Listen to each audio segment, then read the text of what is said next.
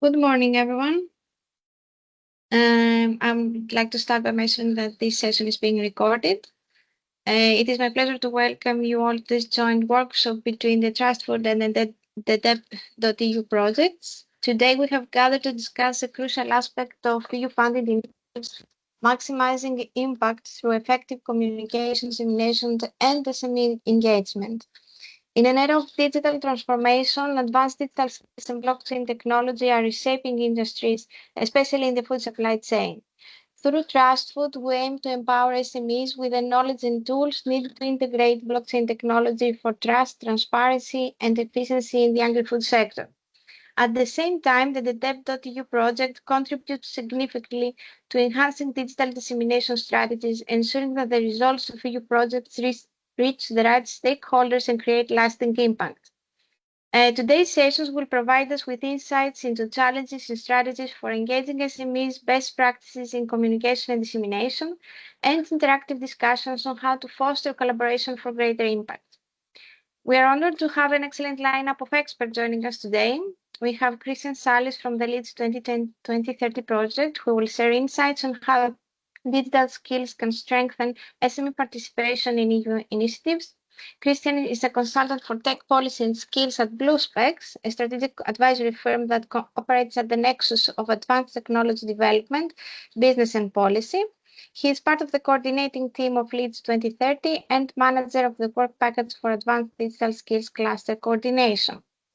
Angeliki Milioti from Smart Agro Hub, leading the TrustFood communication and dissemination work package, who will discuss the challenges and strategies for SME engagement in EU projects. Angeliki is an agronomist and works as dissemination, exploitation, and communication manager of European agri-food research projects at Smart Agro Hub, which is a spin-off of the Agricultural University of Athens. Nicholas Ferguson is a senior manager at Trust IT Services and coordinator of the DEDEP.eu project, a pragmatic cross-cutting project supporting the Digital Europe program in the dissemination and exploitation activities. He is the coordinator of HS Booster.eu, European Commission Standardization Booster Service, and currently coordinates Cyberstand.eu. Nicholas also leads the dissemination modules for the European Commission's Horizon Results Booster. We will also have an interactive session where we will exchange ideas, share lessons learned, and discuss strategies to enhance SME participation in EU-funded initiatives. I encourage you all to actively participate and share your experiences. So let's get started with the first session, the open session, and I welcome Christian Salis to open the event. Thank you, Anastasia, for the invitation. Thank you, everyone, for being here. Let me just share my screen.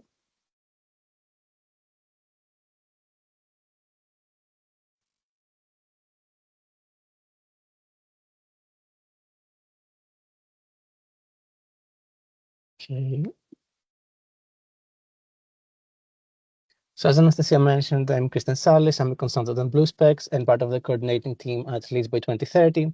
So before getting into the role of SMEs in advanced digital skills, let me just give you a very short introduction of our project. And apologies already to those of you who might have heard of this several times before. So Leeds by 2030 is the coordination and support action for the Advanced Digital Skills Cluster of the Digital Europe program, which is part of the strategic objective 4. And what we aim to do in this project is to enhance the benefits of investments made in this context by leveraging data, knowledge networks, and communities. Our ambition is to support the goal of achieving 20 million employed ICT specialists by 2030. In order to ensure global competitiveness, resilience, and prosperity for the European industry, doing so by equipping individuals with the required skills that companies need. So to do that, we work with the cluster projects very closely in order to facilitate collaborations, identify opportunities for synergies, and other joint actions. And a very good example of that is the Digital Europe program projects meeting that we had recently in Luxembourg, where the projects had the opportunity to engage in very rich discussions about main challenges that they face, including industry and SME engagement And we have had very interesting insights and outcomes from that. So a little bit more about the activities that Leads 2030 organizes. We have continuous actions such as the subclusters, which are thematic project-led topic groups where they can discuss challenges. Currently, we have 2 of them set up for accreditation and sustainability-funded initiatives. And a very important part of the discussion in those is already industry and SME engagement. Then we have a best practice repository, so an online library where all of you can view best practices submitted by the projects and other stakeholders, and also submit your own. And we will soon be developing an ads demo arena in order to promote further these best practices in TED Talk style format. Then in terms of annual actions, we have our colleagues in Trinity College Dublin have collected already a first round of data from the cluster projects and specifically their course and program offering. And we have been analyzing these so that very soon we can publish our advanced digital skills dashboard for any learners outside of the cluster to be able to find what is being offered. And we will soon, at the end of the year, be hosting the Advanced Digital Skills Summit, where projects will have dedicated slots, booths, and other opportunities to participate. Also, an Advanced Digital Skills State of Play report, summarizing all of our work on mapping the demand and supply of advanced digital skills, existing gaps, statistics, and expert insights that we gather throughout the year. So as I mentioned before, we have already a first batch of data from the projects, which we have slightly looked into. And we have seen that overall in the cluster, there are 205 participating corporations and SMEs, and that accounts for approximately 36% of all the organizations involved in the projects of the Advanced Digital Skills cluster. And then if you look at the breakdown by calls, you can see that they are actually a very big part of the consortia for the specialized master's programs and the short term as well. So what is the role exactly of SMEs in bridging the advanced digital skills gap? SMEs, as you probably know already from your initiatives, can be involved in several stages of the program design, development, delivery, and implementation. So they can be a very essential part of designing the contents and the curricula that learners will be trained on, because in the end, they will be using those learners to cover their own needs for their activities, in delivering programs, courses, and lectures, and also implementing advanced digital skills through work placements, internships, or by providing upskilling and reskilling opportunities to their own employees. And this is very important because reaching the advanced digital skills goal of 20 million ICT specialists by 2030 is not just about developing skills, but also preparing talent that is ready to be incorporated in the workforce and can actually implement those technology skills in their business operations. So SMEs are crucial in education and training programs to provide the flexibility that these programs need to understand and respond to evolving labor market needs, and to develop programs in an agile manner, which will enable them to basically use the skills that they develop and are needed now rather than outdated skills. And also creating conditions for anticipating further changes into the future. Then in terms of sustainability, SMEs and corporations can contribute to more effective cost models for the projects, and which is important for making sure that they can actually outlive the funding provided by the European Commission and the end of their contract. And also building a talent pipeline. So that relates to the quote that's at the top of the slide. Again, it's not just about creating advanced digital skills, but ensuring that there is a continuous and reliable flow of talent from either universities or other training sources that can be absorbed and taken up by the industry for increasing competitiveness. And finally, in terms of recognition, industry and SMEs can be important in accrediting courses or providing some sort of additional reputational value that will increase the relevance of the learning for students and also the companies themselves. And now we'll just very briefly mention some of the challenges that we have seen before, because I know the next session is gonna expand on those challenges. Engaging SMEs in developing advanced digital skills is not an easy task because of the very limited resources in terms of both funding, time, and personnel. A lack of understanding sometimes of their own required skill sets. So it's not very uncommon in small SMEs to not be exactly sure what skills they will need, perhaps in a 1, 2, 3 year time, in order to address the evolving technologies. And that it's again related to low digital readiness, a difficulty to integrate advanced digital skills into their business operations.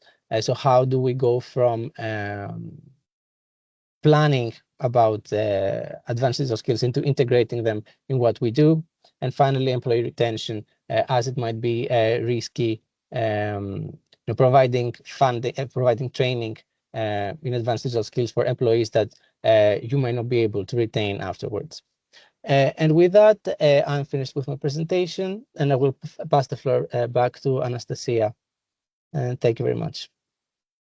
Thank you, Christian. Thank you very much. I don't know if there are any questions for Christian. No. Thank you, Christian, for your participation today. Let's move on to Angeliki and session 1, challenges and strategies in engaging SMEs in EU initiatives. Angeliki, the floor is yours. Thank you. Can you see my screen? Yes. Okay. Good morning, everyone. Again, I am Angeliki Miliotti. I'm an agronomist at Smart Agro Hub and responsible for the dissemination, communication, and exploitation of agri-food research European projects. And my today's presentation will focus on the challenges and strategies in terms of engaging SMEs in EU initiatives. When I say engaging SMEs, I mean either by official beneficiaries or most commonly as just external contributors, let's say, to an already running EU initiative. The key topics for my today's presentation are these ones. We will start by mentioning the common barriers that SMEs find in participating in EU projects. Then we will pass to the practical solutions that we have in order to overcome these barriers. And after that, we will give a success story of an SME in the agri-food sector that managed to actually apply digital technology. And finally, we will refer to some lessons learned and best practices. I'm sure that during my today's presentation, you will find many common points with your experiences until today in terms of engaging SMEs. But I will be very happy at the end of my presentation to discuss your thoughts. So, as we all know, SMEs in Europe and of course worldwide play an important role in terms of innovation and economic growth. However, we observe very usually that despite the fact that there are numerous opportunities nowadays for an SME to participate in an EU initiative, the SMEs' participation are very low because SMEs find it very difficult for different reasons that we will explain later to engage in EU-funded projects. So, as I said, we are going to begin with the barriers. And first of all, a main reason for which SMEs find it difficult to participate in EU initiatives is, of course, the lack of awareness and the information gaps. What does this mean in simple terms?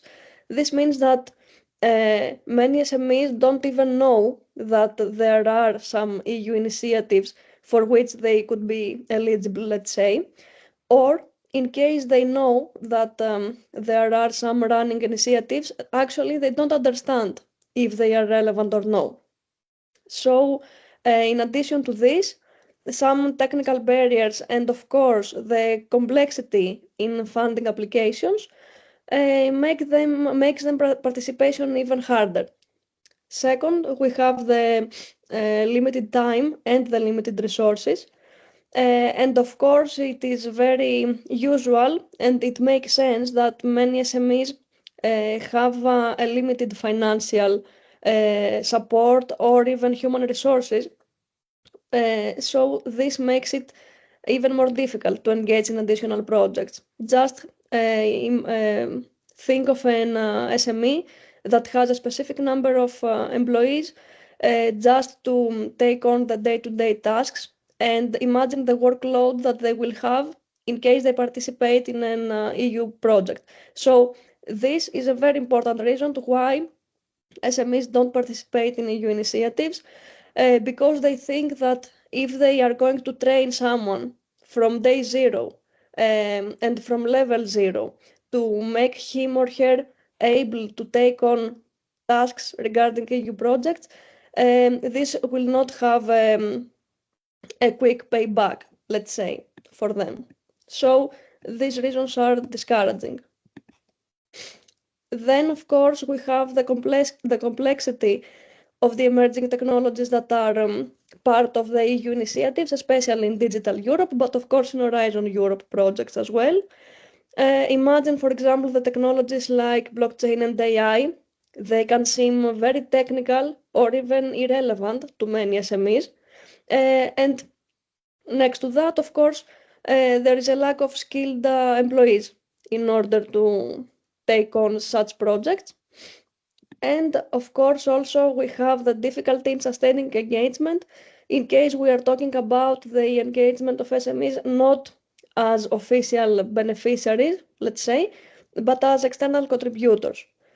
Because even if we have an SME that joins an initiative, then it is very difficult to keep them engaged. This happens because of the reasons that we mentioned earlier, the lack of time, the lack of resources, etc. And of course, the fact that the benefits are not immediate and are not that visible makes them hesitant. Last, we have the uneven contribution across project partners. This refers to the case that some SMEs have joined an EU initiative as official beneficiaries, but it is very commonly observed that there is a great variability in this SME's commitment during the project life cycle. And this happens again for many reasons. Maybe the goals of a project are not aligned with the SME's vision or the workload we mentioned earlier, and many more reasons.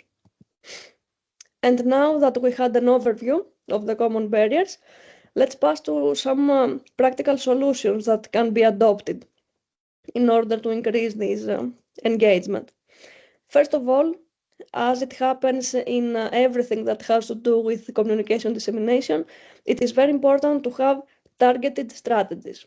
This means that in the case of SMEs, it's very important to create bonds and linkages with industry associations, because in this way we are going to build slowly our network, and of course to build trust and to make an SME give us some of their time, let's say. Once this bond is built, then it's very important to use tailored messaging, because in this way we will make very clear to a specific SME why it's important for them to join an initiative or to contribute somehow. Second, since we mentioned that there are some technologies that are not easy to be understood, it's very important to simplify the technical content. For example, in case we have some initiatives related to blockchain, in order to call some SMEs to join, it's very important to provide them material easy to understand, some infographics, some videos with very basic knowledge in order to engage them and keep them engaged actually throughout the whole life cycle. Third, in order to train and in order to cultivate this mentality to the SMEs, in order to keep participating in EU initiatives, it is very important to have some training approaches short and approaches that actually fit their busy schedule. Because in this case, we must adapt our schedules, let's say, in order to fit theirs and make them and make it easier for them to join our initiatives. 4, it is very important to also use digital tools to engage them. We can use several interactive platforms, several social media campaigns, Q&A sessions, etc., etc. Then, in case we have some SMEs as official beneficiaries, in order to make their life easier, it is very important to clearly define the tasks that are allocated to them. It is very important to constantly monitor the KPIs in order to monitor their performance and support them whenever needed. And of course, we have to schedule regular meetings with them, discuss the issues that might create some problems, etc. And also, it is very important to develop some funding models that will make our cooperation, let's say, more sustainable. And of course, it is proven that if we engage other target groups as well, like policymakers, this gives an extra value to our initiatives and it makes it easier for SMEs to join.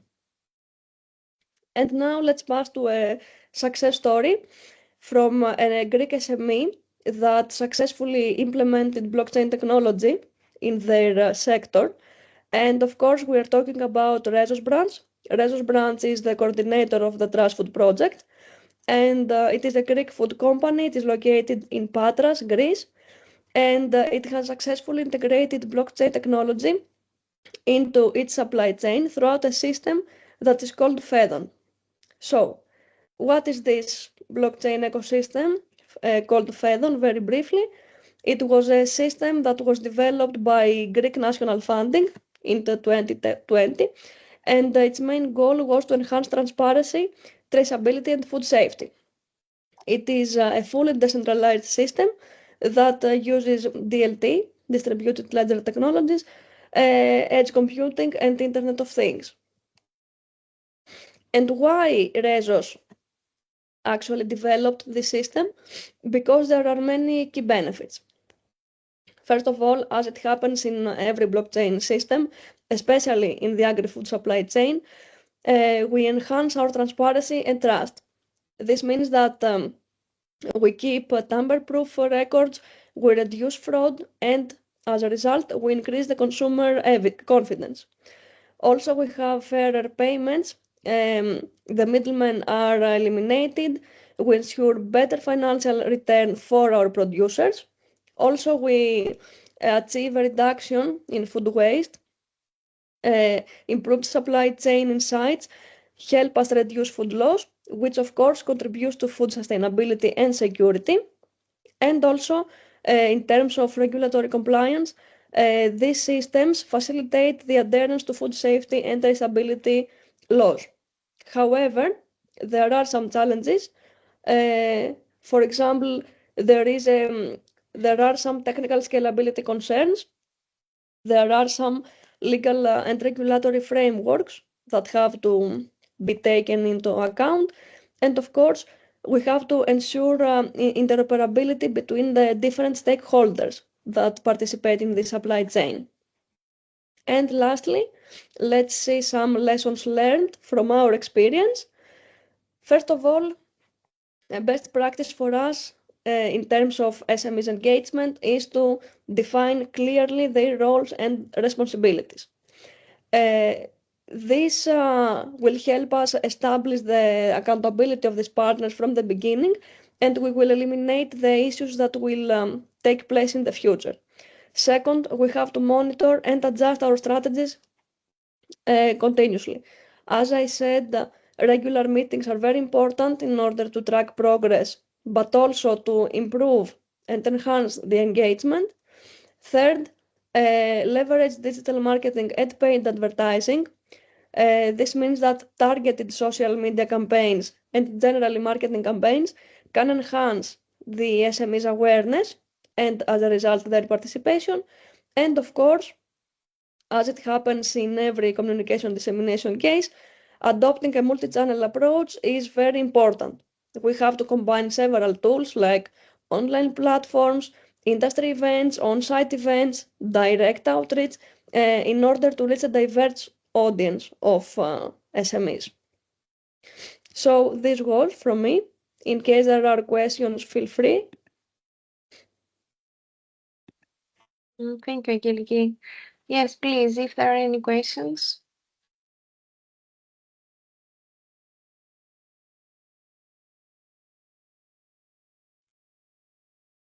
No, I don't see any questions. Thank you very much, Angeliki.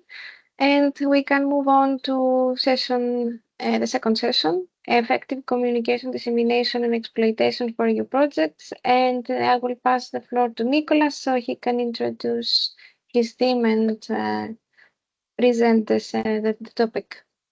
Nicholas. Thank you very much. And hello, everyone. I'm just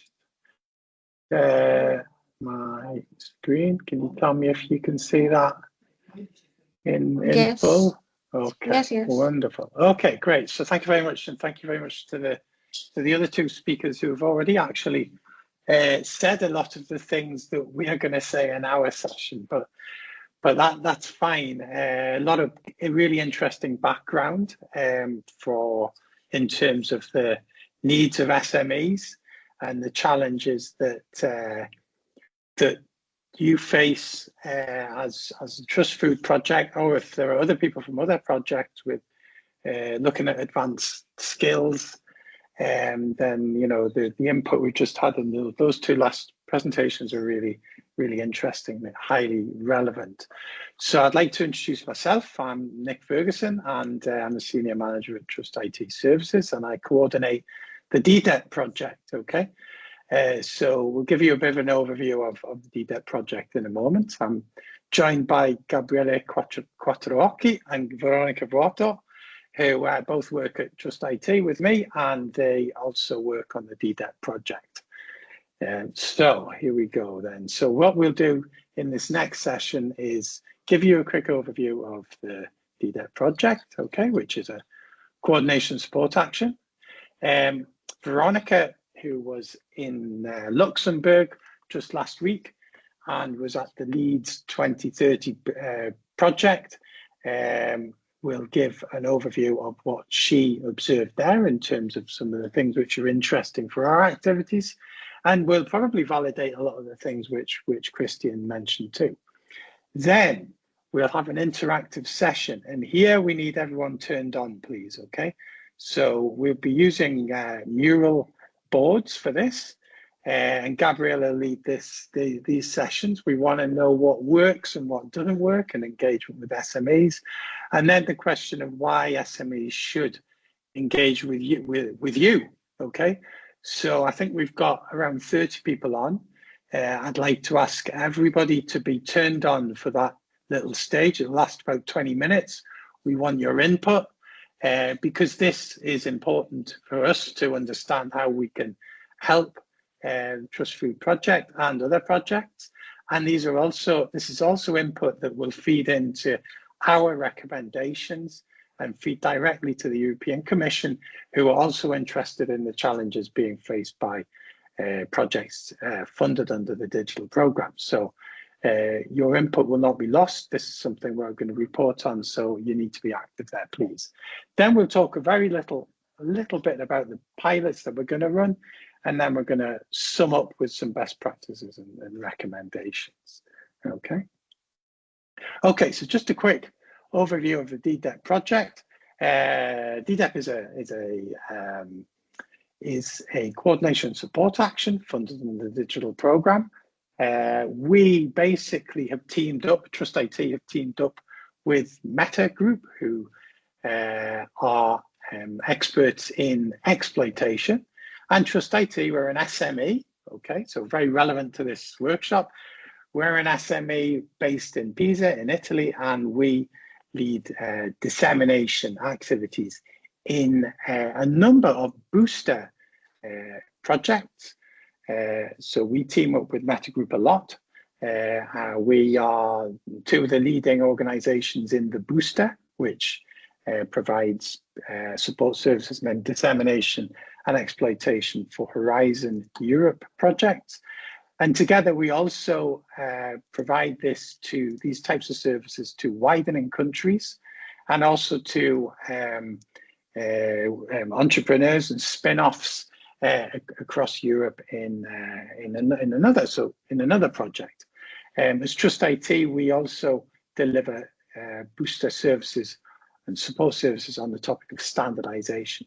So what are we doing in DEDEP? We're basically piloting a similar type of booster service for the digital projects, okay? So projects which are taking services and solutions to the market, and in particular to SMEs to help them use new technologies in their everyday life and boost their productivity, okay? So this is an important part, and this workshop is an important part of us in terms of understanding needs and challenges that the projects face. So back in November, when we had our first workshop, our project runs for 24 months, just go back. We're at, what are we at, month 6 or 7, aren't we? So my maths serves me right. So we're at a stage where we're getting ready and designing these booster services which will be deployed later in the project. So back in November 2024, we had our first webinar, and we asked the participants what the participants were from digital projects. What are the primary challenges that you face in ensuring effective exploitation and also dissemination of the topic, yeah? And the vast majority said engaging stakeholders and end users. And the vast majority of people also mentioned SMEs here. So this is something which is affecting all of the projects funded under the digital program. Okay, so what I'll do now is I'll hand over to Veronica, who was at the workshop last week, which was led by the Leeds project, which Christian presented earlier, and some of her observations when she met. I think, how many projects? 49 projects or something in this cluster. Yep. So over to you, Veronica. Thank you, Nick. Hi, everyone. Good morning. So as Nick mentioned, I recently took part in the DEP project meeting in Luxembourg that was mentioned by Christian before, and as he pointed out, it was organized by the European Commission, HADIA, and the team of Leeds. It was a great experience, and today I would like to briefly share the main takeaways that we hope might be useful also in the context of our discussion today. One key area that was discussed was the challenges, of course, that are still blocking the progress in delivering effective advanced digital skills training. As you can see here from the slides, I summed up in some points. One common issue was fragmentation. So the fact that, for example, different countries, different institutions are moving at different speeds with little coordination. This makes, of course, hard to create a consistent messaging or joint initiatives. Accreditation was also another point, which was already mentioned before. Micro-credentials, for example, as well, are not yet widely recognized across borders, which makes it harder to communicate the value, of course, to the learners and the employers. There's also a mismatch with the market needs. Because, for example, many courses are too slow to adapt, or they're, for example, not aligned with the business, what businesses are looking for. This reinforces a perception that the training, for example, is not worth the time, or that's something that we probably might need to address through more effective dissemination or storytelling. Another challenge was the skills obsolescence, which means that what we promote today might be, for example, outdated already tomorrow. So we need to be with the time. We need to speed up with the time. This is also why the communication, the dissemination, might need to highlight the continuous learning and adaptability. And of course, the concept of trust was also came up several times because with so many options online, learners, for example, are unsure of who to trust. That's where, for example, the role of branding is important because it might showcase the quality, amplifying also the success stories. In this case, is very crucial. Lastly, there's also a major gap in diversity because, for example, it was mentioned several times the fact that women in tech, in ICT, are not very present, unfortunately. Less than 20% of ICT roles are held by women. So this is, of course, not just a gender issue, but it's also a missed opportunity to grow the talent pool. Nick, if you can move to the second slide. So what the projects and the academies need to do, I've summarized them in these key points. So first of all, as previously mentioned, is the agility. So the fact that we need the courses, mainly training institutions might need to offer short modular training that fits into real lives. From a dissemination perspective, this also means promoting, for example, formats that feel more accessible and more flexible. There's also a push to build a real education continuum. So not just the short-term projects, but also systems that can connect schools, universities, and lifelong learning. One major theme was also the need for a stronger industry links. So the communication here is not just external, but it's also about listening and co-creating. And I think it would be useful to bring, for example, employers into the channels and also this narrative. It's also important, as it was previously mentioned, about the certification, to need a clear message around certification in order, for example, to harmonize micro-credentials and also to create recognition at a EU level. And finally, it's also important to create a supportive ecosystem. So this is not just about the courses, but also making it easier for people to move, to work and learn across the borders. And that's also here very important to have a better use of data. For the next slide, I highlighted some good news, let's say, because some progress is already happening, and we've heard before about the success stories.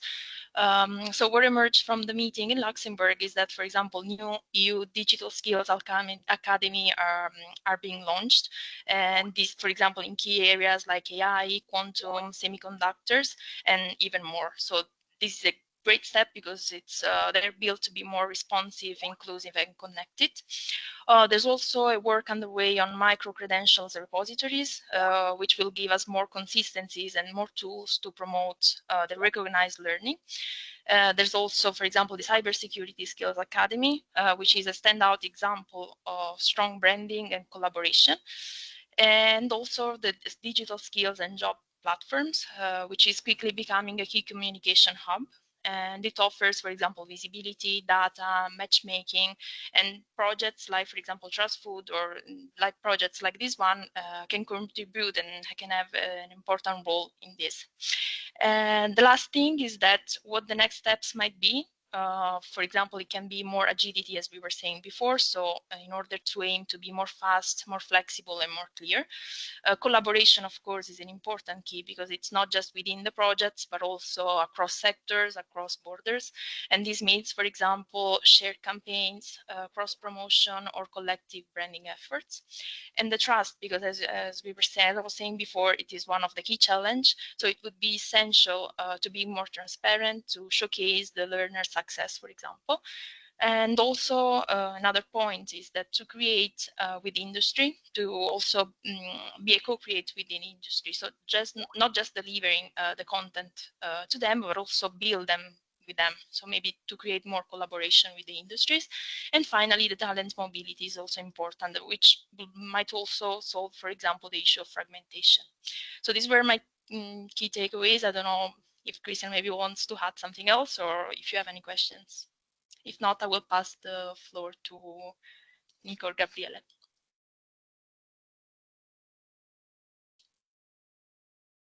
Thanks, Veronica. Christian, do you want to complement what Veronica has said, or we can go on? No, I think it's a very good summary of all the challenges and also best practices, kind of Thanks. good practices that were discussed in the meeting. Thank you, Veronica. Thanks everybody. Actually, all the speakers that set the scene. We heard about the challenges and potential solutions. Also, some success stories, which tell us what the projects, other projects has done, and what we actually are hearing from other experience. Now it's our turn instead to have a kind of interactive sessions with the participants in this workshop. I will share my screen, but you find in the chat box here a link to join our mural board.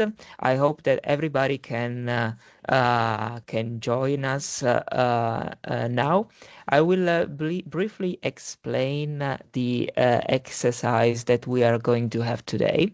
So since we have here heard from the experience, general experience coming from the external, we would like to focus now on learning from each other, so those who are attending these sessions, to understand what has worked and what hasn't in reaching SMEs from a dissemination and communication angle, to better understand how we can support and enhance our capacity to engage SMEs in digital projects, especially on how they can use the results that the digital projects have produced. So before we start, I would like to give you some tips on how to move around the mural board.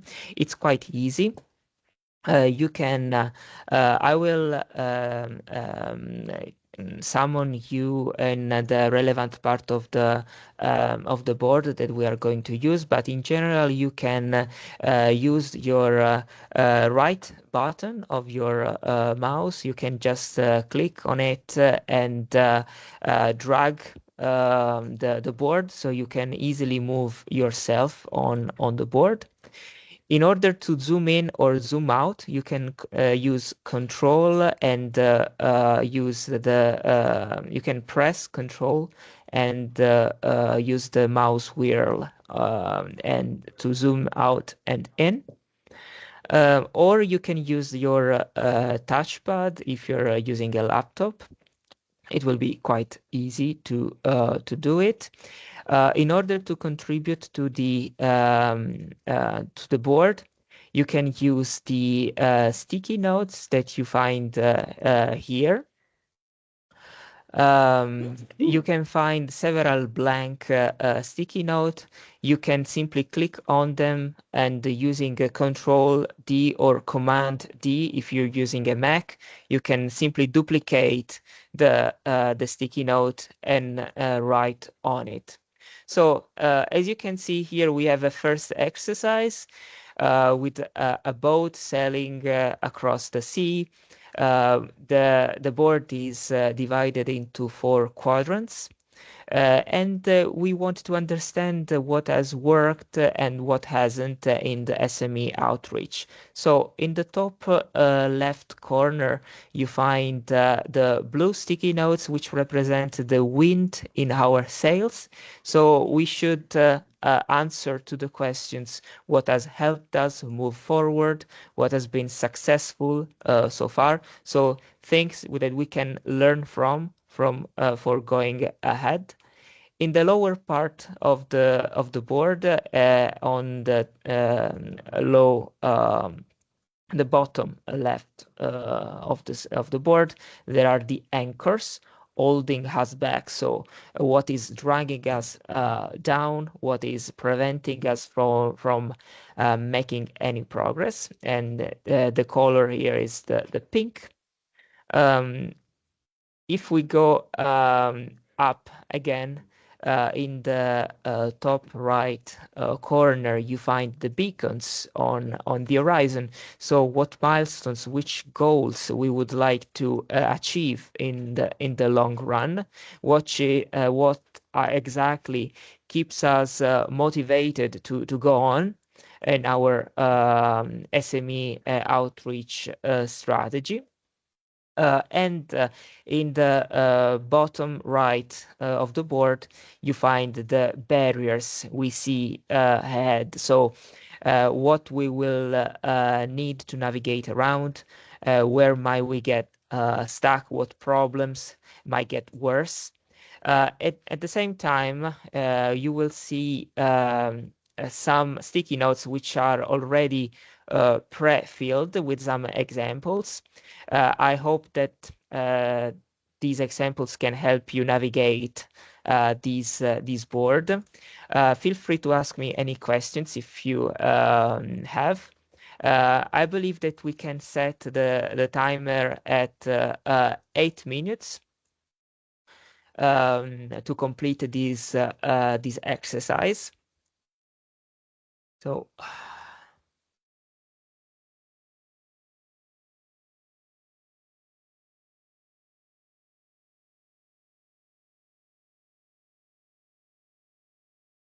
I see that there are already some people populating the board.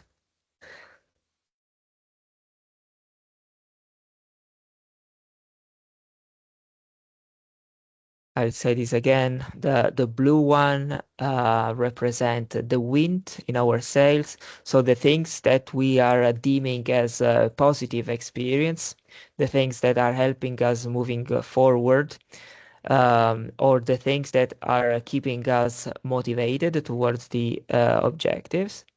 While on the right side of the board, you find in the upper part the beacons on the horizon, so the goals that we have set and we would like to achieve, and which are the purple sticky notes. In the lower part of the board, you find on the left the anchors, so the obstacles, the heavy weights which are dragging us down or preventing us from making progress. On the right side, you find the barriers, so what we see ahead which can hinder our path towards the achievements of the objectives.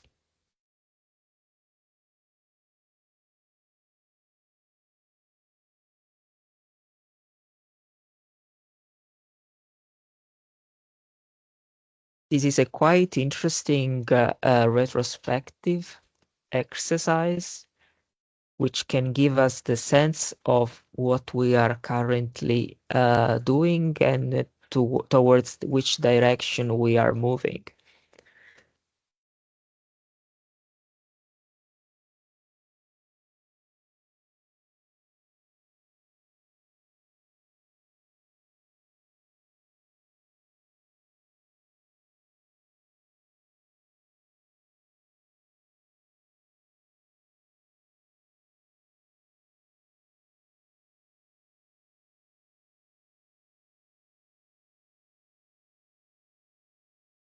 If there is some of you who has any hurdles in joining the mural board, just speak up.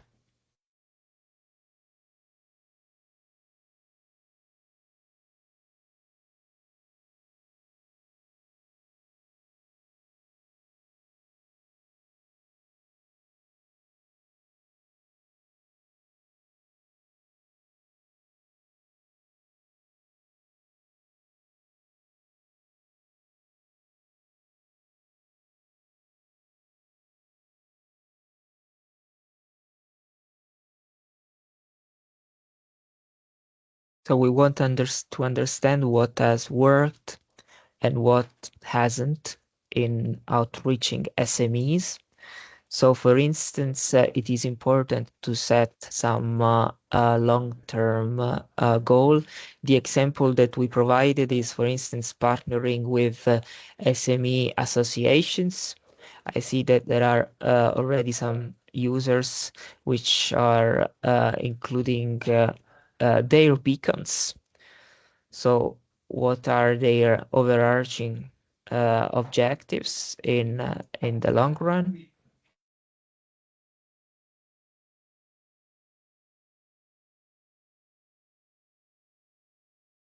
So, for instance, one beacon we see ahead of us is to make, for instance, 20, 30 SMEs using the training courses that we have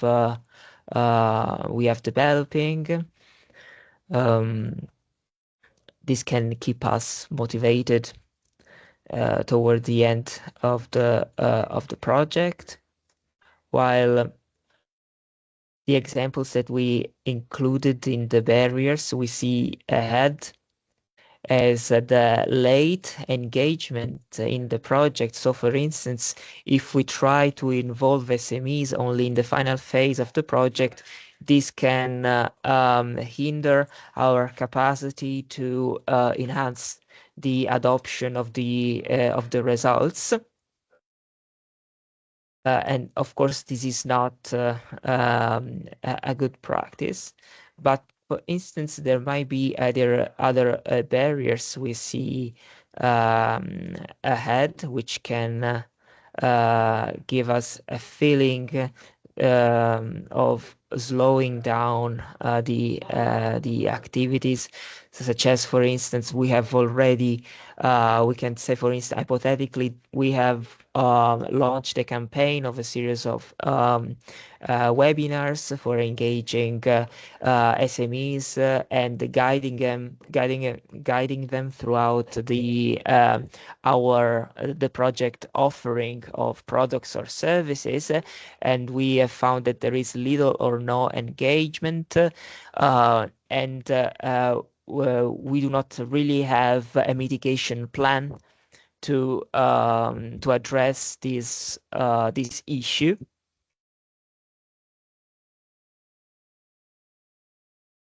Or there might be societal or legal barriers or sudden technological shifts which can jeopardize the I don't know, training courses that you might develop because they might turn to be obsolete in a relatively short time frame.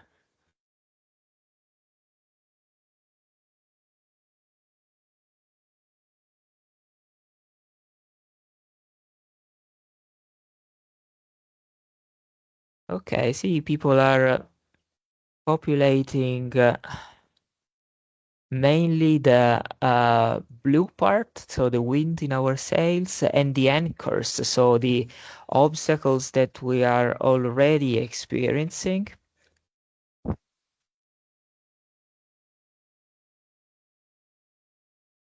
Don't see the benefits of the courses. Okay, this is interesting.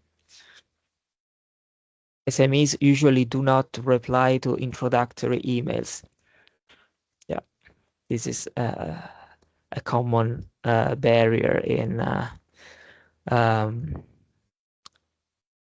marketing campaigns. Struggling in raising SMEs' interest and conveying appropriate message. That's another issue that might come up, especially at the beginning of the project implementation.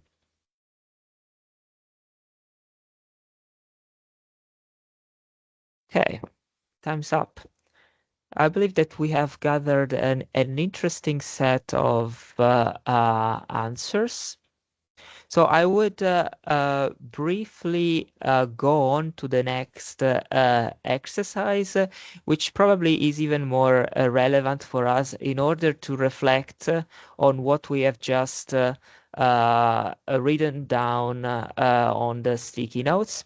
So let me summon you here. So 15 people are following me. Okay, I hope that all of you can see the this part of the board. So this exercise is on thinking from the perspective of an SME.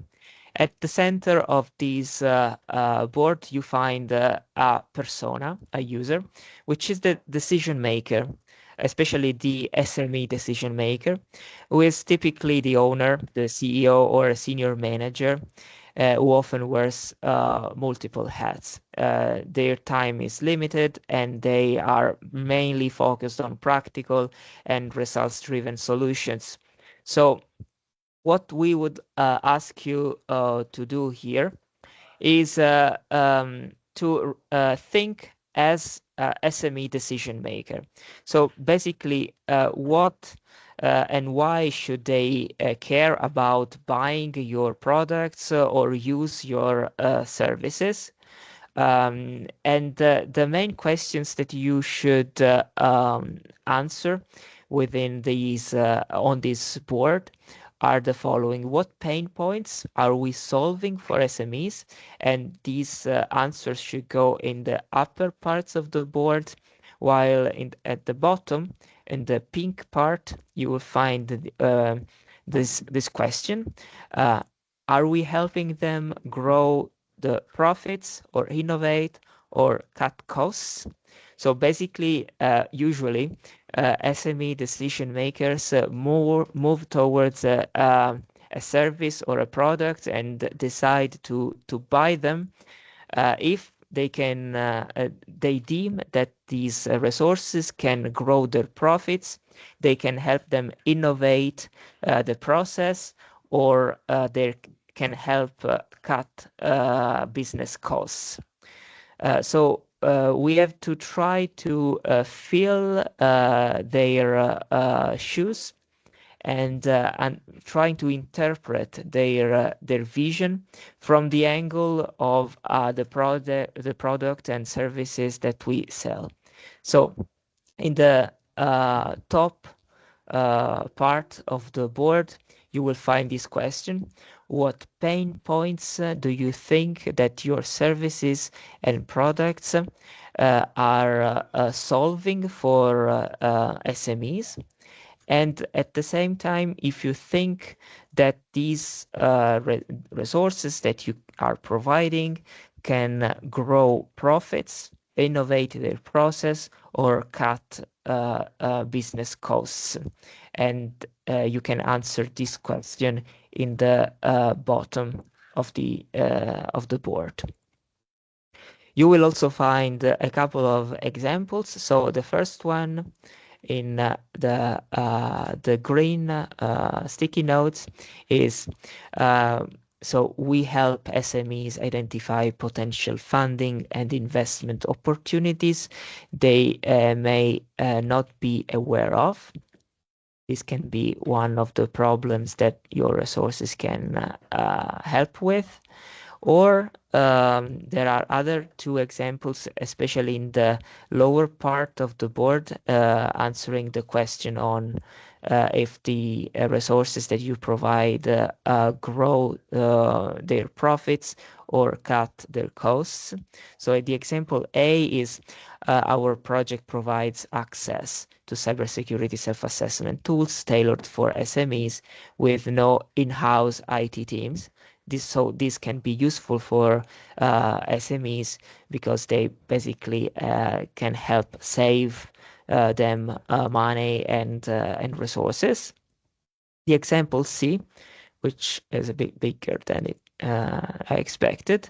It's on, so we offer free access to AI testing facilities. So these would be a service that would be otherwise too expensive for an SME.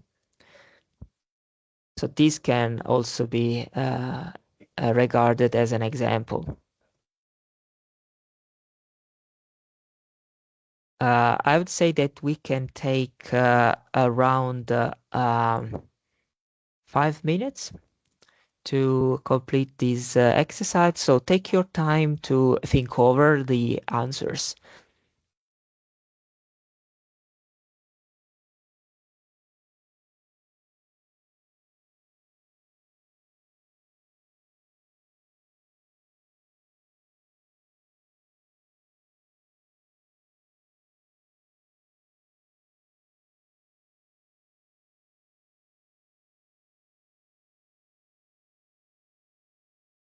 Again, if you have any trouble with the mural board, just raise your hands or speak up.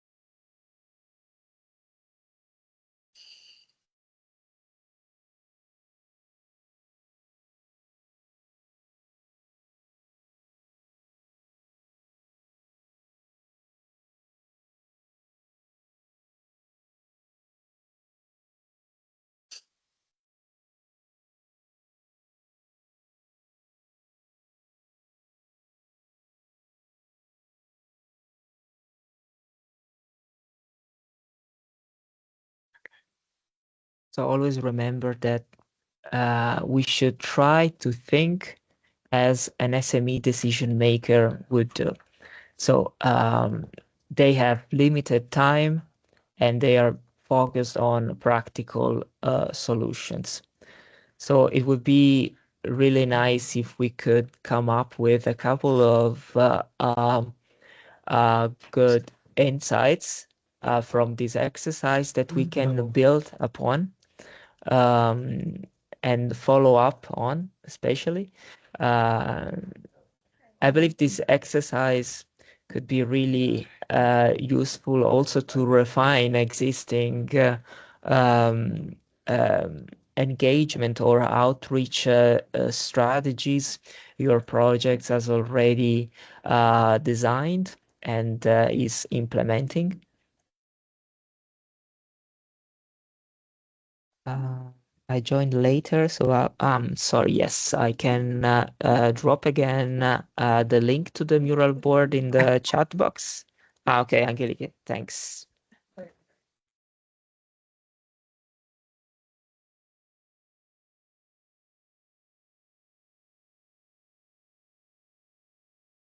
Just let me know if you have any troubles with the board.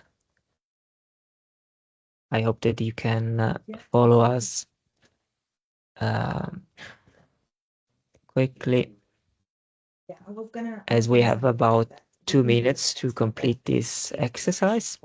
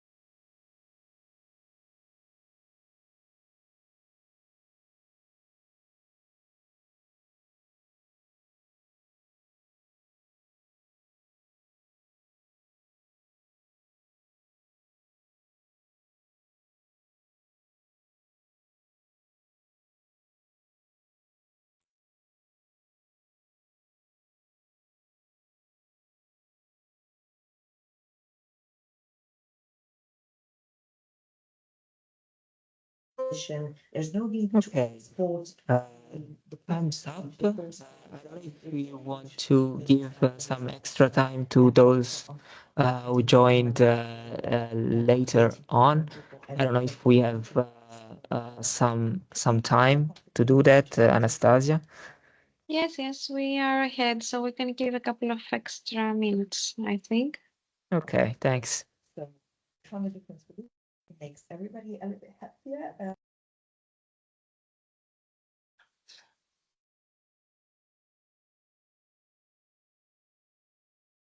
So let's set the timer at 2 minutes.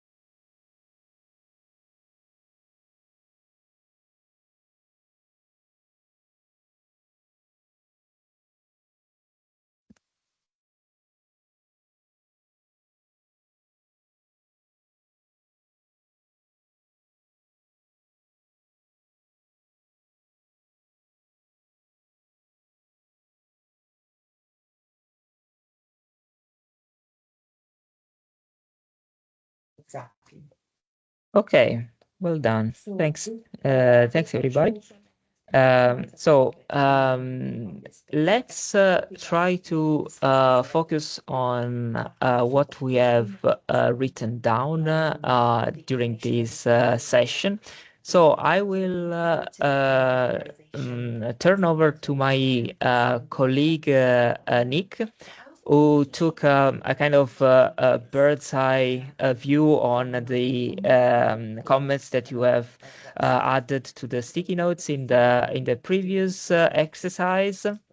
So Nick, I don't know if you want to show your screen, or do you want me to do it? Yeah, maybe I can share, and then I can hand back to you. Okay, for great. the second part. Okay, so that was excellent, really nice. So thank you very much. I think we had about 20 people commenting at any one time, so that's brilliant. So I just wanted to highlight some of the things that you mentioned, and also, you know, if you're the person who wrote the sticky note, then please feel free to speak up. And Gabrielle, if you could mute as well, please, because we can hear Roberta in the background. Okay, right. So let's go. Let's zoom in on the first block. So the wind in our sails. Let's start positively. So there's plenty of nice things here, I thought. The first one was in terms of building on existing networks that you have. So if we look at TrustFood in particular, there's a lot of local networks probably that you have in the different countries that are represented. So regional and regional and local networks, which the partners in the project have. You also have SME associations in the consortium and European digital innovation hubs. So with those organizations, there's also a lot of personal relationships, I would imagine.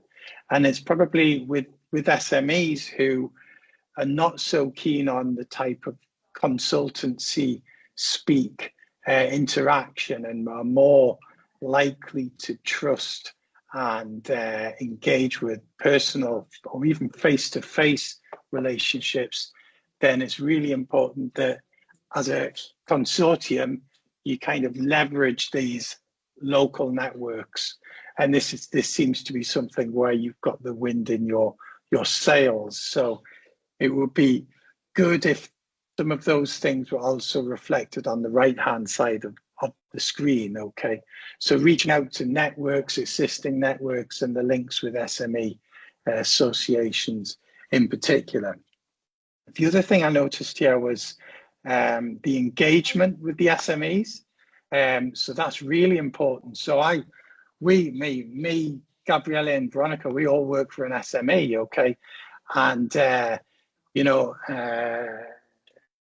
if there's not an opportunity to meet people for future business, then participation at an event or something is often questioned, okay? So, you know, being aware that, you know, time is resources and money is really important, and being sensitive to that as well. So giving an SME visibility at an event is really important. So getting them to speak or to give an expert opinion.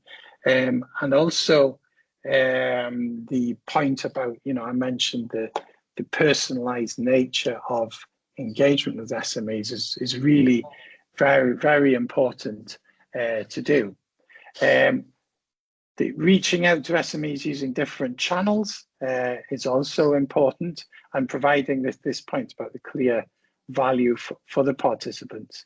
LinkedIn is a great way to scale up networks. So we talked about regional networks and local networks that you can build on, but then using those as a platform to scale up.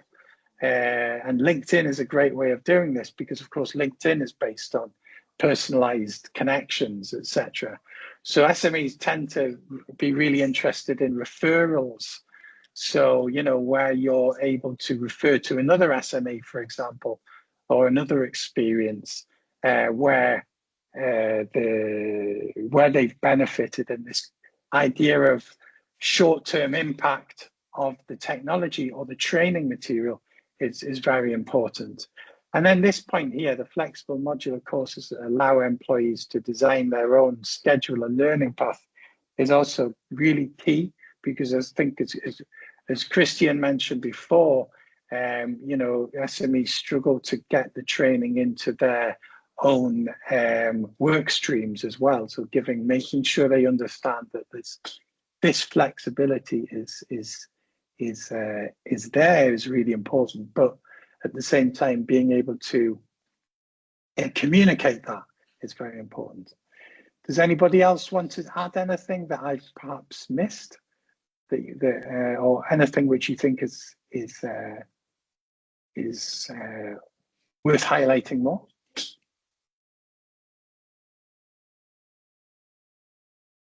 I think that was a very good summary. Thank you. Okay, so now let's look at the anchors, so the things blocking, okay? And, you know, these are the other side of the coin, if you like, from some of the positives that we saw above. So they don't reply. So this is, you know, often a problem we all have. So, I mean, it's the same with Trust IT, and we do this a lot, you know, but often maybe we have an email campaign, and, you know, from 200 messages, then you get 2 replies, okay? Because things fall on deaf ears. But I think if you look at the other side of the coin above, there's a lot of positive things which need to be communicated to the SMEs, okay? Because if you look at this box, SMEs find it difficult to engage due to the points that Christina and Angelica mentioned about the lack of resources and the lack of time that they have. And in fact, you've got the struggling in raising SME interests and conveying appropriate messages. So this thing about translating what could be quite technical topics written by technical people and translating that into a language which is going to be quick and easy to understand for somebody working in SME.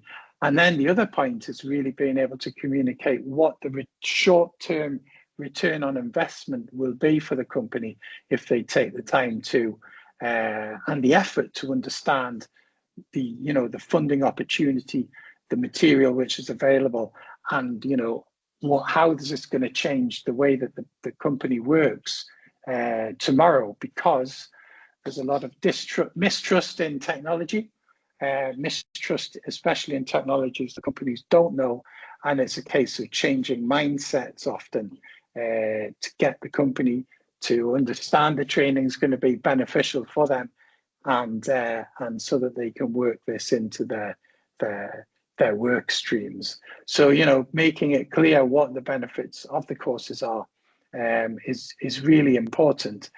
And if we go to the wind in us, what's this one? The beacons on the horizon. That was it. Sorry, which I really like. There's massive amounts of training material already published on the TrustFood website and in many of the projects which are partnering with TrustFood, and it's really important to enhance how this is communicated, and the content should be communicated well and in an easy manner and not overly technical, perhaps. If you want, in that first messaging that you give to the SME, you don't want to be overly technical, because the person reading it could be the boss. Okay, the boss who, if you take our company, our boss isn't the person who understands the technology so much. It's the CTO who understands that. But she's the person who would pass the message on to the CTO. If she doesn't understand what's being talked about, then it'll get lost. Okay, so the success stories, I think, are really important. Okay, so how do you do this if you don't have many success stories in your consortium? So if your project hasn't produced any success stories, well, what you could do is ask all of the SME associations and digital innovation hubs for success stories that they may have in their communities. In this way, the SMEs get visibility themselves, and you're not reliant on producing the success story yourself. You can always, in dissemination, you don't have to be disseminating your own results all the time.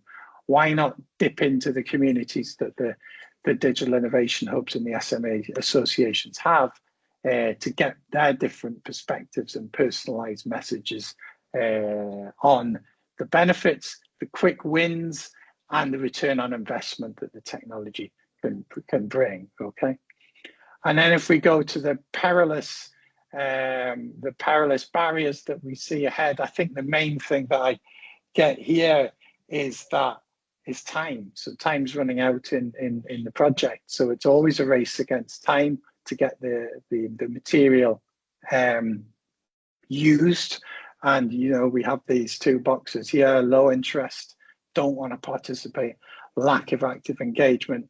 But if you're able to, to highlight the best practices and the success stories that you get from using the training and the experiences of the SMEs there, and you communicate this in a nice and easy to understand manner, leveraging the local networks that you've got and the personal relationships that you've got within the consortium, then you can I'm sure this can be achieved. So Gabriele, do you want to share the screen for the next one, or? Yeah, okay. Thanks, Nick. It was a really nice overview. I believe that most of the participants grasped the meaning of the exercise, as they did for the second one. So we do not have much time. I will focus briefly on the most significant comments that I viewed. The first question was on the pain points that we are solving for the SMEs. I believe that this one was really interesting. So we provide service of living lab, so testing bed for digital and other innovative technologies. So test before invest. This is already a good value proposition, or at least you can build on this message to build your community of SMEs around the project and the results that you are delivering. Another good one was this one, trusted source of candidates for open positions, internships, so less time spent, reduce cost. So this is really important for SMEs. And again, this is one of those messages that we would like to convey to the SMEs in order to build a community of them around the project, around the resources that we are providing to this specific target audience. So we do not have much time left. What I would like to tell you now is that this exercise are preliminary of all the dissemination and engagement strategies that we would like to get on board. Because they are crucial exercises to understand what the customers of your services, of your products, can think of. And by interpreting their needs, you can move to the potential actions that you can carry out for engaging them. But this exercise, it's something that we can foresee for another session, for another workshop, with the help of our partner in TrustFood. So I would, for the moment, I would just briefly turn over to my colleague Nick, who will tell you some interesting news for you on the pilot actions for dissemination and exploitation activities that we are going to carry out in DEDEP project quite soon.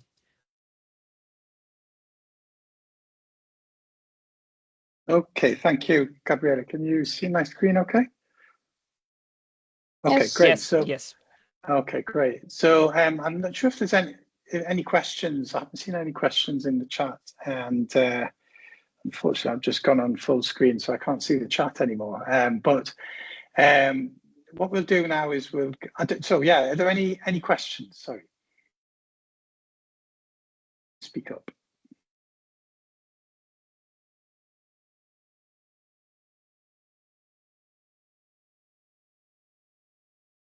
Okay, so I don't think so. No, right?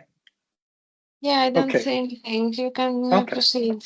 Okay, that's fine. Right, great. Okay, so thanks, Gabriele, for that overview. So, and again, yeah, thank you for the input. This is really interesting for us, at least, you know, and hopefully for you in terms of pulling things together. So that next step on actions is something we'd like to follow up on with you with a second workshop, and also in particular involve both leads. The Leeds cluster, or one of the clusters within Leeds. We'll speak to Christian about this, and also the TrustFood project as part of our pilots. Okay, so as part of the DEDEP project, we are tasked to test dissemination and exploitation support services for digital program projects and policy officers. Okay. And this will be taking place from June onwards. We'll be launching the applications soon. So we'll have open applications, but also inviting projects that we were particularly interested. Okay, so both of these, Leeds and TrustFood are ones that we'd like to invite to this. And basically, it'll be about looking at current dissemination strategies, trying to enhance them, and giving recommendations on how to move forward, both for dissemination and also for exploitation. Okay, So if I just skip through, we've got lots of slides on this, but we don't need to cover them now. So let's look at some best practices. So this is the first thing that I wanted to highlight was a best practice that we heard in our very first webinar from Shift Labs. So Shift Labs is a digital innovation hub. And I know that I think there's two or three in the TRUSTFOOD project.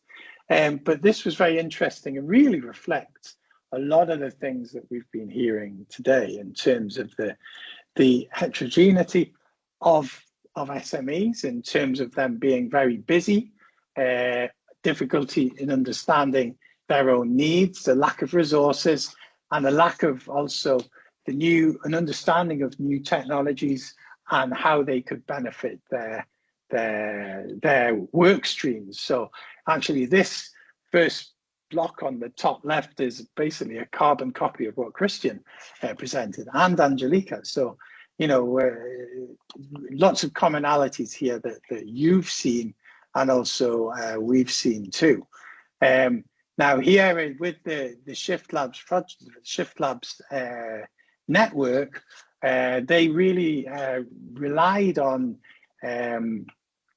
building on local connections. They're based in Sweden, I think near the Stockholm area, if I remember correctly. But they, you know, really built on the regional digital innovation hubs in Sweden. And then their task was to then leverage this from an international and on an international basis as well. And it was very important for them to be able to communicate in simple messages what the technologies that they were proposing bring. And it was also very important to leverage the business networks and the face-to-face relationships that they had within their own network. Okay, so building on the networks you have, and also talking in a business language. Okay, so managing to translate what are often very technical content into a language, a business language that the companies will understand easily, so that they can identify their own needs with them. So in this case, to scale this up beyond Sweden, they used social media, in particular LinkedIn, as we said, which is based on relationships. And again, the right messaging, speaking in a business language, was something that they really highlighted. And this point about referrals, okay, so there's nothing better, you see it in advertising, there's nothing better than seeing your own peer promoting something and publicizing it. It makes you more likely to think, oh, I should be doing this as well. So using, like the use case that Angelica mentioned earlier, using these use cases and getting the actual person from the company to present them at your events and bringing them along to your industry events so they speak and not you, I think is important. So really using this, you know, an SME leader, an SME CEO of an SME to talk to other CEOs of an SME is really important. So there were lots of things that we learned from the Shift Labs project here. See that we have a question from yes, from Peter Nell. Peter Nell. Hi, Peter from Wageningen University. Sorry, I joined a bit late because of education, but anyhow, very interesting. I was wondering because could you give an example of how this Shift Lab example could be translated, let's say, to the TRUSTFOOD project? Because in our project, we developed lots of courses. We did not engage, let's say, SMEs from the start and ask them, what kind of knowledge do you need or something? So we developed it in the best of our competences and knowledge about them. But so could you give an example of to make to get a better understanding of what we could do in the context of the TrustFood project? Because you give this example of Shift Lab, but I find it difficult to see what does it mean for TrustFood. That's my question. Okay, so for TrustFood, I think the most important thing that I see looking at the consortium is the number of networks and digital innovation hubs and associations that you have in the consortium, okay? You've got the technology partners who have created I imagine the technology partners and the universities that have created the material, okay? Which is fantastic and has been, as you said, it's been created and written with the best intentions, okay? And in a way which, you know, in a way which will benefit an SME, because that's your target, okay? So I think that what you probably really need is for the associations and the innovation hubs to take responsibility and to identify who in their local networks would benefit from this, and go and ring them up, go and contact them directly, okay? And you just need a couple of people who use the courses, okay? And what you have to, I would say, you know, really identify people that would benefit and push them into the courses as much as possible. You need, I saw on the website, I could only find, one success story of blockchain technology being used for the benefit of an SME. I think you probably need, you know, one from each region or one from each country where you've got these networks. And it's those partners who should be really active now, because you're at the dissemination stage. You're trying to disseminate all of this great material you've got and get SMEs to use it. A good way of doing this could be at local events. So going to, I think Croatia is one of the countries where you've got an association or a digital innovation hub, going there and going into a company and doing the, you know, delivering the training, for example, directly to them. I think one of the things that companies really want to see is what the return on investment is, the short-term return on investment. They're not interested in what the impact's going to be in 5 years' time. They want to know what the impact's going to be in 6 months' time.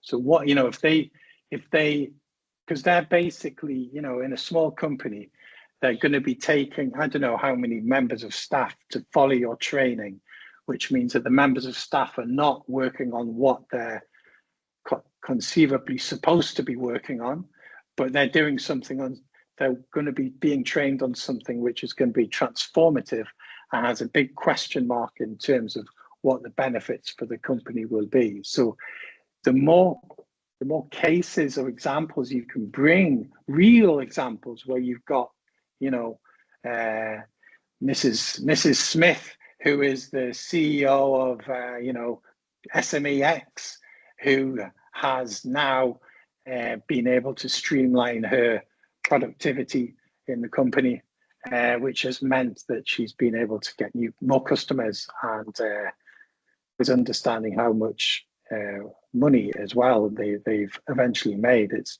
that the SMEs are interested in, how much financial gain can I get? Because go on. Yeah, because this is very clear, that also the benefits for the SMEs should be communicated through their network, through the focal points.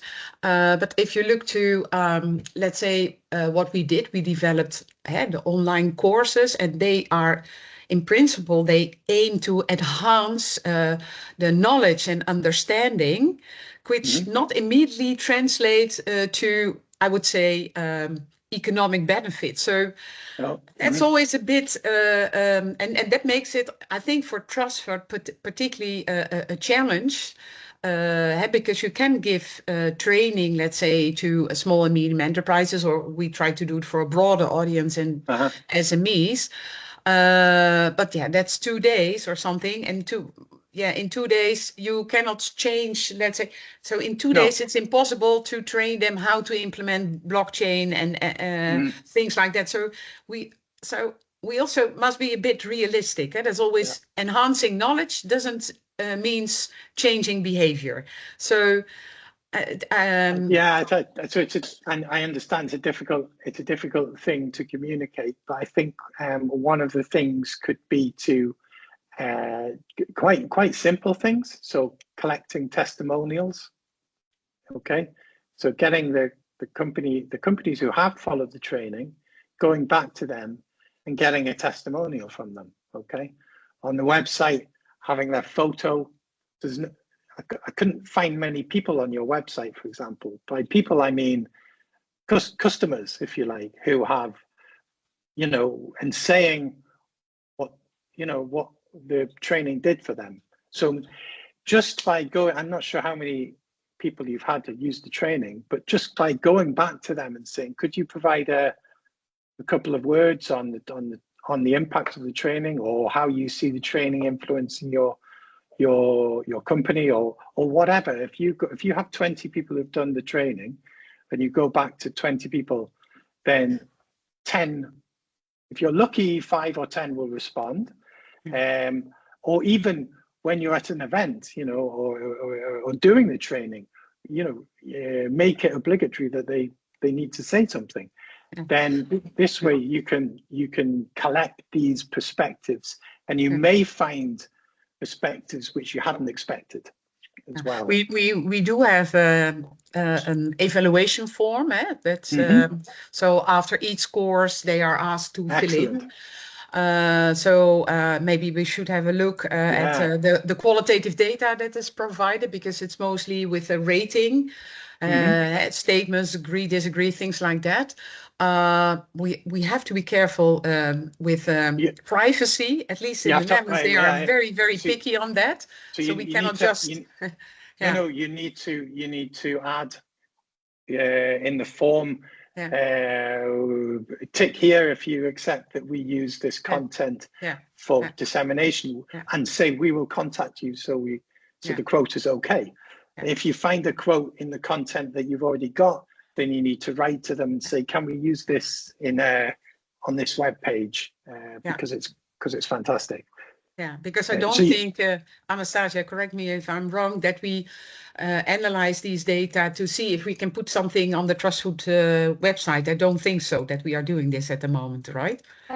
We just started collecting data. Okay. We don't have much responses yet, but the questionnaire has in the beginning a description mentioning that the data are anonymous, so we cover that aspect for GDPR, I think. But these results, of course, are going to be communicated to the granting authority, because they ask these kinds of data from the participants, along with the related task that is within the project, that we need to receive feedback from the participants. So what you could do, is change the form that you've got on the website to make it clear that you would like to use the responses for dissemination and promotion. If they can. Yes, because so far the data will be kept within the project. You won't be published. Yes. You want to publish it. I'm sure there's lots of positive things, and you want to shout about this in the last period of the project. I will consider that point. Thank you. Another thing you could do, really quickly, another thing you could do is a workshop like we've just done. So we did this in a project on standardization, okay? And we basically got all of the people who had, because we had the same problem, okay? We got all of the people who had contributed to this project, and we did the same type of activity, and we got loads of input and learned loads of new things, and we were able to use the quotes and all of the things that we found in this discussion to promote the services that we had. So doing that type of engagement with people who have completed your courses is a great, because you need content, I think, in this case. Yeah, I think it's maybe a bit more easy when you do a course in person, let's say, so not the online version, because several partners also translate, let's say, the materials into an online course, in a real life course. And there you can easily communicate, could you fill in this form? And because online you always have all those requirements to keep all the personal data confidential and things like that. So maybe we can see if we do online in-person courses, if we can collect some of that feedback. Okay, I think, but thank you for your explanation and the connection to our project. That was my question. I think also storytelling. So one thing that we've done in this other project where we train people about standardization, so we did the training session, but we also sent, because we have a good dissemination team, but we had our photographer and filmmaker go, okay? And he did little interviews with the participants, the trainees and the trainers. And we published a booklet telling the story of the training session. And, you know, asking a trainer about the importance of it, asking the students about the benefits to them, and, you know, explaining very simply and graphically what they've done and how it's going to change, influence the student's career in this case. But, you know, it's in that case, you're telling a story about, and it would be clear to an SME what they would get if they got you to go and do physical training, or they attended a virtual training. You could do both. Okay. In general, participants' feedback is very important, and we actually had feedback from the participants before we prepared the training material regarding the duration of the courses, what would be their interest, the level, and we created our material after this feedback. So, okay, great. Feedback is really important, and we appreciate your ideas, Nicholas. Thank you very much. That's okay. Always helpful.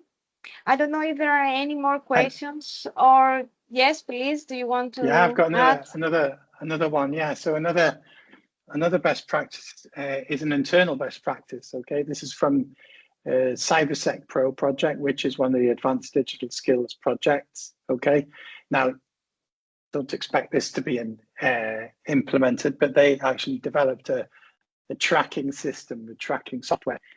Okay, now you may already have this with Excel sheets in terms of tracking your KPIs, but the key thing here that was interesting was that they empowered and motivated the partners. Okay, so we all know dissemination is often lands on a couple of partners in a consortium, but when you've got all of these digital innovation hubs and SME associations and organizations dotted around Europe, they're probably all disseminating about your training material, but they don't realize it, you know. So they may be on a call and they may be talking about, you know, one of the courses or something like that.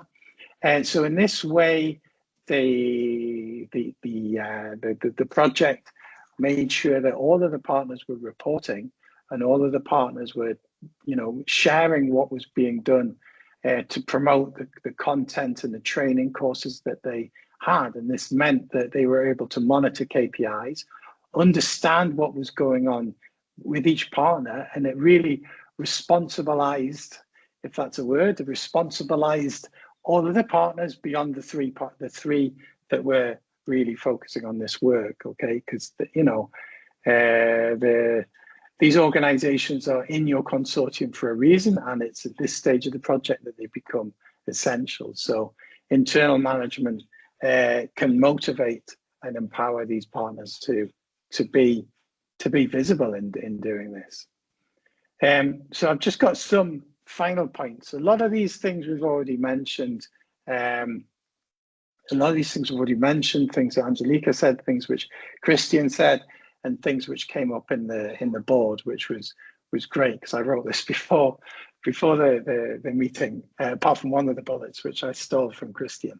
But first thing I think was the heterogeneity of the SMEs. You know, here they're not all at the same level, not all at the same level of understanding technology, and they're not all at the same level of being ready to change and get their staff members to follow training. So they're also busy. They also have limited resources, and you have to kind of make them aware of their own needs sometimes, and the benefit that they would have of integrating the training into their business operations. It's that point that I stole from Christian, because I thought it was a really good one. How can you do this? Well, you need to build on the existing networks you've got. That's where you start, and each partner needs to be responsible. In particular, those with massive networks of SMEs. These are the people who are so hot. This is where the gold is, if you like.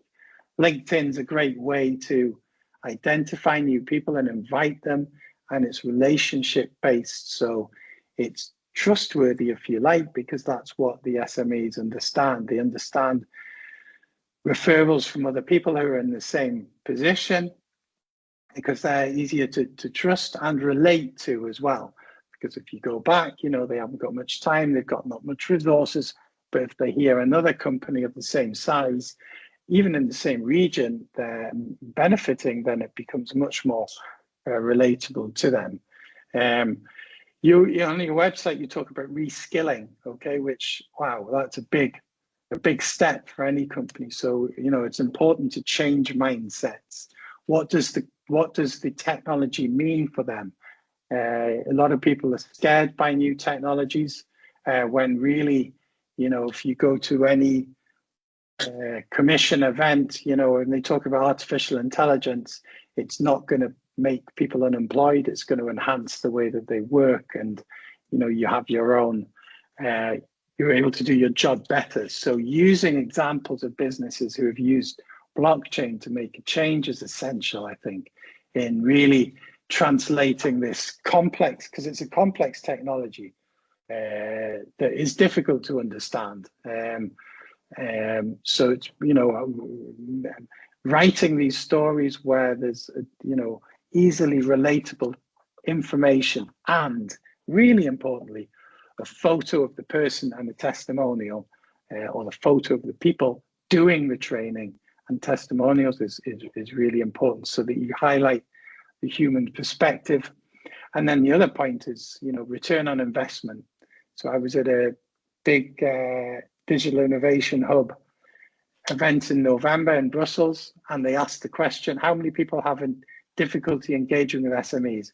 And everybody in the room put their hand up. Everybody. And these are digital innovation hubs. Okay, and the message was that the companies need to understand what the return on investment was. They need to understand the opportunities and how the funding works. They need to get the training, okay, and then they need to have a return on investment. Now, this can be difficult, as Peter Nell mentioned, in converting this into a short-term time span.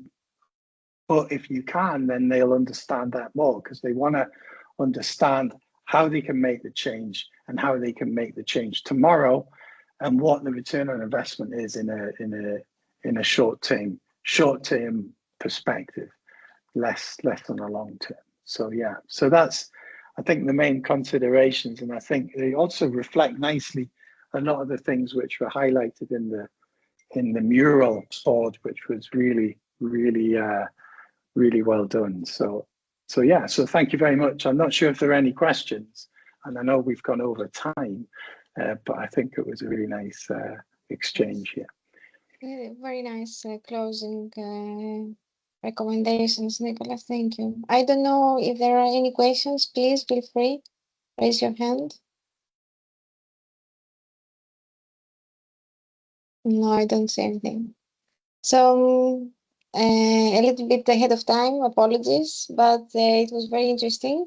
I would like to give special thanks to our speakers and, of course, our participants. And thank you very much. Have a nice rest of the day. So Thank you. at some point. Thank you very much. Thank Bye. you very much. Bye bye. Thank you. Bye. Thank you. Thank you very much. These Bye. things in a way that has Goodbye.